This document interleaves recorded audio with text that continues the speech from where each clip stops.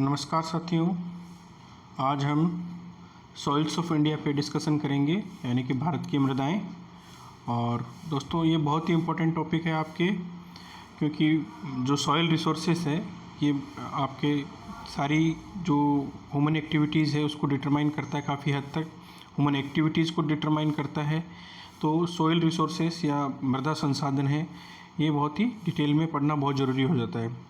आइए हम डिस्कस करते हैं सॉइल्स ऑफ इंडिया या भारत की मृदाएं। देखिए दोस्तों, सॉइल होता क्या है, बेसिकली मृदा होती क्या है, ये सबसे पहले जानना बहुत ज़रूरी है कि सॉइल जो होती है वो आपका जो अर्थ सरफेस होता है या जो धरातल है उसके ऊपर जो लूज मटेरियल है, जो ढीला मटेरियल जो मृदा पाई जाती है, जो ऊपर जो ढीला मटेरियल है उसी को हम मृदा कहते हैं। और इसका निर्माण कैसे होता है दोस्तों? जो मृदा बनती है वो आपके जो जैविक पदार्थ होते हैं, ऑर्गेनिक मैटर होते हैं, और जो चट्टानें होती है इनके डिसइंटीग्रेशन या डिकम्पोजिशन से होता है। और ये सतत प्रक्रिया चलती रहती है। ये प्रक्रिया एक दिन में ना होकर बहुत लंबे टाइम तक ये प्रक्रिया चलती रहती है। जैसे चट्टानें होती है, कोई भी जो बेड रॉक होती है या रॉक्स होती है, उस पर बहुत सारे एजेंट्स काम करते हैं आपके, जैसे पानी जल से कटाव होगा, अपर्दन होगा, निक्षेपण होगा, मृदा से आपका वायु द्वारा अपर्दन होगा, फिर आपका निक्षेपण होगा, ग्लेशियर एक्टिविटीज़ आपकी होती है, सागरीय एक्टिविटीज़ होती है। तो तरह तरह की आपके इरोजनल एक्टिविटीज़ होती है, उससे आपका उस रॉक्स का आपका अपर्दन होता है, फिर निक्षेपण होता है।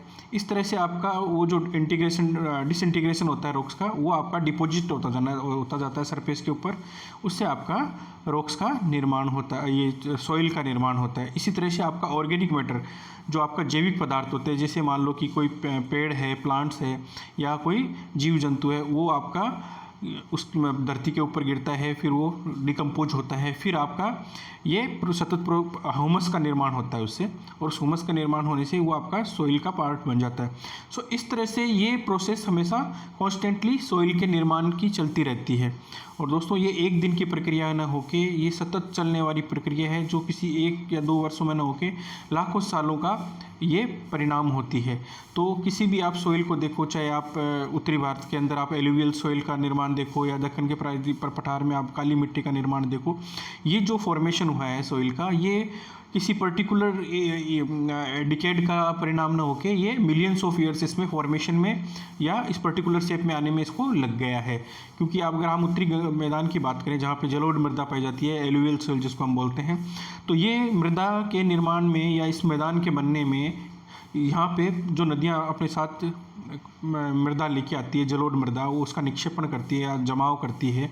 तो ये जो एक दिन का परिणाम न होके लाखों सालों का परिणाम है। तो इस तरह से आपका ये जो सरफेस है, सरफेस के ऊपर आपका सॉइल का निर्माण होता है। तो आइए, इसकी इम्पोर्टेंस क्या है भाई? सॉइल को आज जो मृदा संसाधन है, इसकी हमारे लाइफ में या हमारे डे टू डे लाइफ में ना करके मैं कहूँगा पूरी मनुष्य संस्कृति के लिए आपका तो इस मृदा की इम्पोर्टेंस क्या है? दोस्तों, इसकी इम्पोर्टेंस बहुत ज़्यादा है। अगर हम देखें तो सबसे पहले फूड सिक्योरिटी की हम बात करते हैं कि फूड सिक्योरिटी के लिए आपका सबसे इम्पोर्टेंट चीज़ क्या है? क्रॉप प्रोडक्शन होना चाहिए, आपकी फसलें उगनी चाहिए, क्योंकि फूड जो अवेलेबल होता है वो आपका मृदा में ही आपकी क्रॉप का प्रोडक्शन होता है। तो इसके लिए आपका इस मृदा संसाधन की बहुत ज़्यादा इंपॉर्टेंस हो जाती है, क्योंकि आपकी जो मृदा है वही आपके क्रॉप के प्रोडक्शन को डिसाइड करेगी। क्योंकि मृदा की क्वालिटी, और दूसरा फैक्टर होता है आपका क्लाइमेट। क्लाइमेट के अंतर्गत हम 2 चीज़ें लेते हैं, टेम्परेचर और रेनफॉल। अगर क्लाइमेट और रेनफॉल प्लस आपका सॉइल, ये दोनों कंडीशंस आपके अगर फेवरेबल हैं, तभी आपके किसी भी एरिया के अंदर आपकी पर्टिकुलर क्रॉप या जो फूड प्रोडक्शन है या प्रोडक्टिविटी है, ये सक्सेसफुली आप कर पाएंगे। अगर ये दोनों चीज़ें आपके फेवरेबल नहीं है, और मृदा भी, इवन आपका क्लाइमेट अच्छा है और मृदा आपकी फेवरेबल नहीं है वहाँ पे, या मान लो किसी वजह से, पॉल्यूशन की वजह से या किसी ह्यूमन एक्टिविटी, एंथ्रोपोजेनिक एक्टिविटीज़ की वजह से मृदा का क्वालिटी डिग्रेड हो गया है, क्लाइमेट कितना भी अच्छा हो, तो आपका जो क्रॉप प्रोडक्शन वहाँ पे नहीं होगा।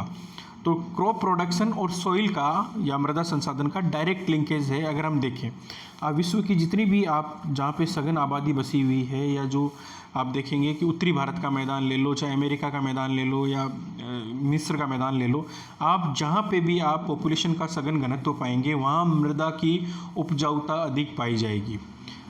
Are you getting my point कि मृदा का और क्रॉप प्रोडक्शन का डायरेक्ट लिंक है, और क्रॉप प्रोडक्शन से आपका पॉपुलेशन कंसंट्रेशन का भी लिंक है। जहाँ पे जनसंख्या वहीं पाई जाएगी जहाँ पे मृदा अच्छी होगी, उपजाऊ मृदा के मैदानों में आपको बहुत ज़्यादा ये कंसंट्रेशन पाया जाएगा। उदाहरण के तौर पे देखिए दोस्तों, अगर आप देखें तो उत्तरी भारत का मैदान जहाँ पे यूपी, बिहार, बंगाल इत्यादि जो राज्य हैं, यहाँ पे आपके जलोढ़ मृदा पाई जाती है, और जलोढ़ मृदा पाए जाने की वजह से यहाँ पे एलुवियल सॉइल पाने की वजह से यहाँ पे क्रॉप प्रोडक्शन, ये क्रॉप प्रोडक्शन है बहुत ज़्यादा होता है। जब क्रॉप प्रोडक्शन ज़्यादा होता है क्योंकि जो आपकी सॉइल है बहुत ज़्यादा फेवरेबल है क्रॉप प्रोडक्शन के लिए, तो यहाँ पे आपका जो पॉपुलेशन कंसंट्रेशन भी ज़्यादा है, फूड सफिशिएंसी इसकी वजह से आती है।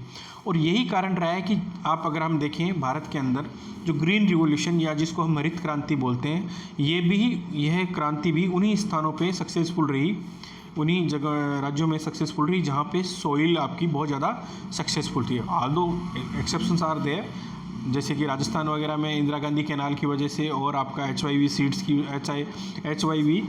की वजह से आपका ये प्रोडक्शन बढ़ा, क्योंकि ये आपके मॉडिफाइड सीड्स वगैरह थे इस वजह से। लेकिन इसके लिए आपका मोस्ट सूटेबल जो ग्राउंड था, जो एरियाज़ थे, वो आपके सॉइल क्वालिटी वाइज बहुत अच्छी थी। तो हम कह सकते हैं कि सॉइल रिसोर्सेज का और फूड प्रोडक्शन का बहुत ज़्यादा लिंकेजेस है।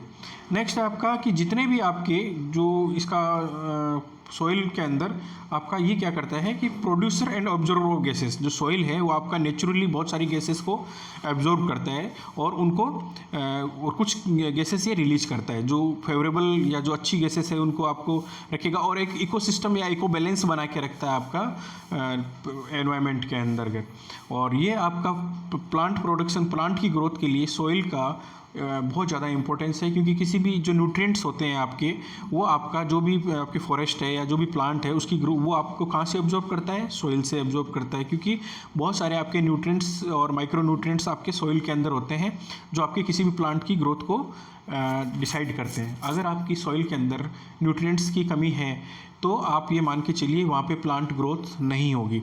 आपको फिर आर्टिफिशियली आजकल जो प्लांट ग्रोथ के लिए उसमें न्यूट्रिएंट्स ऐड करने पड़ते हैं, जैसे आपके यूरिया वगैरह हैं, ये आर्टिफिशियली हम लोग जो या मैन मेड जो है वो आपको उसकी सॉइल प्रोडक्टिविटी को या बढ़ाने के लिए हम लोग ये ऐड करते हैं। और बहुत सारे जो आपका सॉइल है इसी के अंदर आपको बहुत सारे माइक्रो ऑर्गेनिज्म वगैरह पाए जाते हैं जो आपके कॉन्स्टेंटली आपकी मृदा के जो बैलेंस है वो बना के रखते हैं और प्लांट्स की ग्रोथ को आपको इम्प्रूव करने के लिए हेल्प करते हैं। और जो सॉइल है आपकी मृदा है, ये आपका नेचुरल फिल्टर का काम करता है, जो आपका वेस्ट और जो वाटर होता है इसका फिल्टर का काम करता है। देखिए दोस्तों, होता क्या है कि जो आपके अगर हम देखें तो जो वर्षा का जल होता है वो आपका एक्वीफर में या धरती के अंदर जाता है और नेचुरली फिल्टर होता है। तो ये जो मृदा की जो अंदर लेयर्स बनी हुई है, जो जल है वो नेचुरली फिल्टर होता रहता है, नीचे नीचे जाता है और आपका जो भूगर्भ का जल होता है वो एकदम फिल्टर होता है। तो इसमें जो आपका मृदा है इसका बहुत इंपॉर्टेंट रोल है उस वाटर को फिल्टर करने में, वेस्ट वाटर को फिल्टर करने में। ये आपका आर्टिफिशियल नेचुरल आपका फिल्टर है। तो सॉइल का यहाँ पे बहुत ज़्यादा इम्पोर्टेंस है। इसके अलावा अगर हम देखें तो सॉइल ही बहुत ज़्यादा जो जितने भी आपके रॉ मटेरियल होते हैं कंस्ट्रक्शन इंडस्ट्री के अंदर, उसके अंदर आपका ये बहुत ज़्यादा इंपॉर्टेंस रखता है। आप देखिए जो आपकी लेटराइट सॉइल से उससे आपके ब्रिक्स का निर्माण, ब्रिक्स यानी ईंट का निर्माण होता है। तो आप देखिए कि जो सरफेस के ऊपर जो पाया जाता है या आपका लाइमस्टोन है वो भी आपका सरफेस के ऊपर पाया जाता है। तो बहुत सारी जो आपकी सरफेस के ऊपर पाए जाने वाली जो रॉ मटेरियल होता है उसका भी सोर्स है आपका यही सॉइल। तो इसकी इंपॉर्टेंस वैसे भी बहुत ज़्यादा हो जाती है। इसके अलावा अगर हम देखें तो ये आपका वेस्ट डीकम्पोजर है।